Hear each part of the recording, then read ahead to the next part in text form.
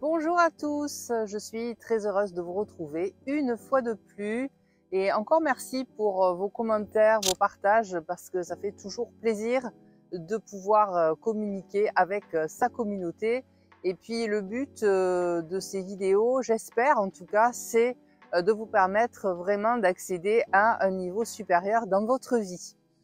Alors, si vous voulez me retrouver, eh bien, je suis sur YouTube. Vous pouvez vous abonner bien sûr à ma chaîne Coaching et Tarot pour les plus de 50 ans.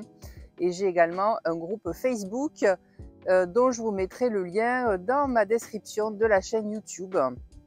Un groupe privé où je collabore avec mon ami Jordan Thomas et nous donnons des conseils, nous coachons, nous donnons des exercices, toujours pour les plus de 50 ans qui souhaitent vivre pleinement cette partie de leur vie.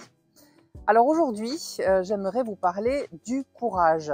Parce que c'est vrai que s'il y a bien une valeur dont on a besoin dans la société d'aujourd'hui, c'est de courage. Alors, je voudrais quand même définir ce que j'appelle moi le courage, ma vision du courage et en quoi cette notion doit être mise au cœur même de nos vies.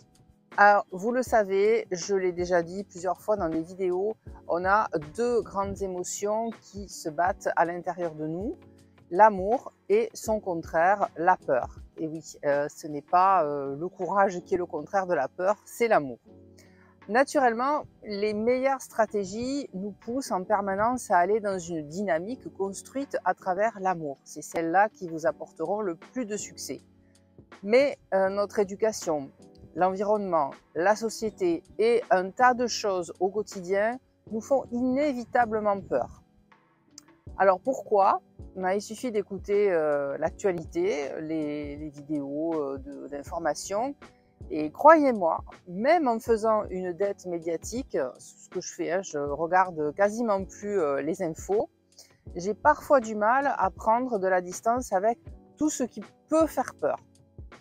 Un coup, c'est le conflit israélo-palestinien, un coup, c'est la guerre en Ukraine, un coup, c'est la crise économique, la hausse des prix, l'inflation, le chômage. Bref, si on écoute les informations, il est évident que la seule chose qui va nourrir notre structure de pensée, c'est la peur.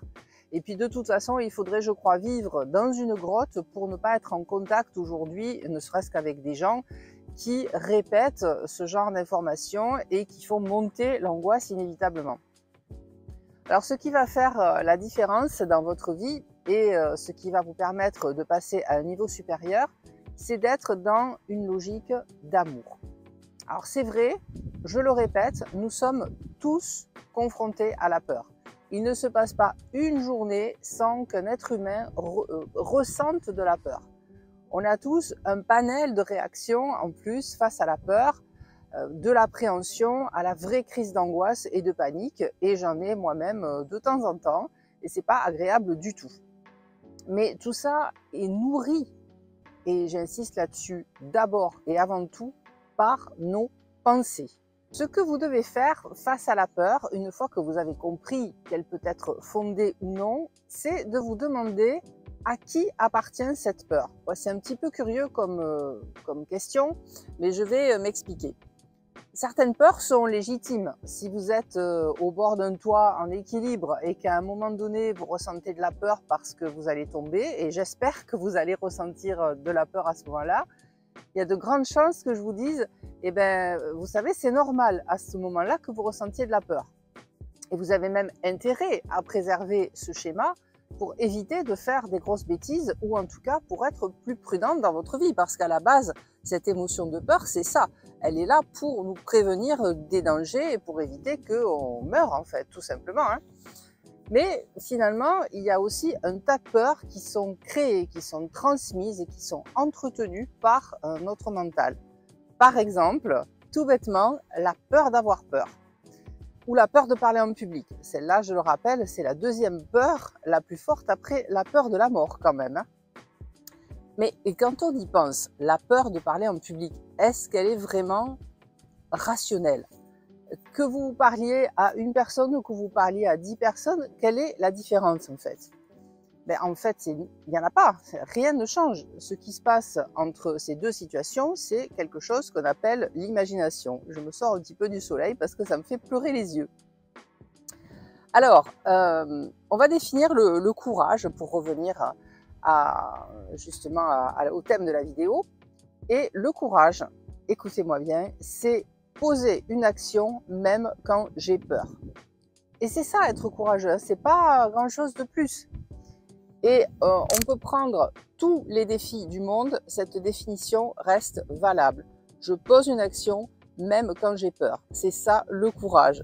Ne serait-ce que faire une vidéo. Alors moi, c'est vrai que ça, j'ai jamais eu peur, mais il y a des gens, je sais, qui sont terrorisés par la caméra et qui aimeraient bien partager des connaissances, des choses qu'ils aimeraient transmettre à d'autres personnes via des vidéos, une chaîne YouTube tout simplement, ou TikTok, ce que vous voulez, mais qui n'osent pas parce qu'ils ont peur de se lancer, de faire leur première vidéo. Alors, il peut y avoir d'autres peurs derrière, celle de paraître ridicule, de bégayer, d'avoir des haters qui commentent, enfin, plein de choses, hein. Et donc, ils le font pas et c'est bien dommage et on se prive de leurs connaissances et on se prive de leur savoir et de leur expertise. Donc, en fait, ce que je veux dire, c'est qu'on a tous peur face à certaines situations, mais une toute petite partie des gens va réellement poser des actions concrètes pour avancer. C'est vrai que la plupart, la grande majorité des gens vont rester dans leur peur. Alors c'est légitime, hein, je le redis, c'est légitime d'avoir peur et je vous comprends quand vous avez peur de parler devant plusieurs personnes parce que j'ai eu cette peur moi aussi, la peur d'être jugé, la peur de vous lancer, de prendre des risques évidemment, la peur de démarrer quelque chose de nouveau, la peur de quitter quelque chose d'acquis pour une part d'inconnu, la peur de réussir, la peur d'échouer. Tout ça, c'est normal. Mais si vous écoutez cette peur, vous n'aurez finalement aucun résultat probant. Alors, je vais vous partager une anecdote qui était mon premier cours en tant que prof. Puisque donc j'ai été prof pendant 25 ans et j'étais ultra timide quand j'étais jeune. Franchement, j'avais la peur au ventre quand je devais passer devant mes camarades de classe ou lever la main, ça me demandait un effort surhumain, donc c'était horrible. Et pourtant, je me suis décidée à devenir prof. J'ai passé des oraux en plus, mais je devais prendre quand même des petits calmants avant de passer les oraux. Et j'appréhendais évidemment ma première heure de cours. En plus, j'ai passé ma première année de stage dans la région bordelaise, donc c'est pas du tout ma région. Moi, je suis de Toulouse. Et donc, on m'a donné des classes. En plus, on m'a donné des classes de terminale et des classes de seconde. Bon, encore à la limite. Les classes de terminale, en fait, même, on n'aurait pas eu le droit de les donner à un stagiaire. Et j'y suis allée. J'avais une maître de stage, mais elle n'était pas hyper présente non plus, je dois dire. Donc j'y suis allée, j'ai franchi la porte de la salle avec tous ces regards tournés vers moi, surtout que j'étais hyper jeune, hein, j'ai eu la grecque à 22 ans. Et donc à 22 ans, 23 ans, j'ai commencé à enseigner. Et je vous dis, quand je suis rentrée dans la salle, j'ai évidemment ressenti une montée de stress énorme. Et évidemment aussi, j'avais cette petite voix qui me disait si je perds mes mots, si je sais pas quoi dire, si je ne suis pas à la hauteur, si les élèves ne m'écoutent pas, s'il y a une émeute dans la classe. Mais je sais pas. À un moment, on prend une grande inspiration, hein, comme quand on se prépare finalement à un challenge sportif. Je suis rentrée et puis j'ai commencé à me présenter. Et là, je sais pas ce qui s'est passé. Je me suis sentie mais comme un poisson dans l'eau. La peur a reculé. Pourquoi? Parce que d'abord j'étais dans l'action, j'ai démarré et puis je me suis sentie à ma place. Parce que c'est vrai que l'enseignement, je l'ai un peu dans la peau, j'adore transmettre. Et en fait, la motivation de parler devant des élèves et de leur apprendre quelque chose, j'ai dépassé cette peur. Et donc en fait c'est ça, hein, le courage. On n'a pas besoin de se jeter devant un groupe armé pour défendre des idées et de sacrifier sa vie. Hein. C'est pas évidemment que ça c'est courageux, mais on n'a pas besoin d'en arriver jusque là. Donc le courage c'est pas l'absence de peur, au contraire il en faut, c'est l'action malgré la peur.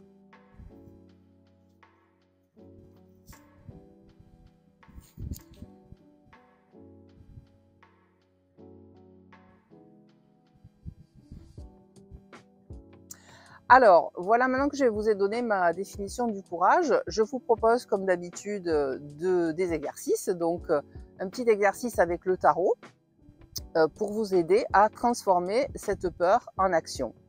Alors, vous allez prendre votre tarot pour ceux qui en ont un, évidemment, et vous mélangez vos cartes calmement. Évitez toujours utiliser le tarot dans des moments où on a envie de travailler sur soi.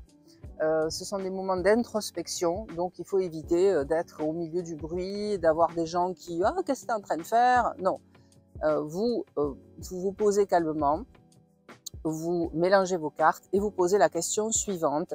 Quelle énergie puis-je mobiliser pour dépasser ma peur en ce moment? Et vous tirez une carte, et toujours pareil, ne vous précipitez pas à essayer de savoir ce que la carte veut dire. Là, on travaille plus avec l'intuition. Regardez l'image et dites-vous, qu'est-ce que me dit cette carte sur ma peur? Quelle action aussi puis-je poser en m'inspirant de cette carte? Cette carte, est-ce qu'elle représente un état d'esprit à adopter ou plutôt une qualité à développer? Prenons le pendu. Imaginons que j'ai tiré le pendu et je me dis, ah ben oui, cette carte, donc elle représente un moment de pause où le personnage est donc pendu par les pieds, la tête dans le sol, et il prend, en fait, il a une autre perspective sur la vie puisqu'il voit les choses à l'envers. Et c'est un moment où il n'y a pas d'action, justement. Hein. Dans le pendu, il attend, il réfléchit, il canalise aussi des messages. Donc c'est très bien, mais évidemment, il faut passer ensuite à l'étape suivante. Et donc, par exemple, je pourrais me dire, ok, ben là, si je parle de ma peur, en fait, le pendu, il a la tête enterrée un peu dans le sol. Donc c'est comme faire l'autruche.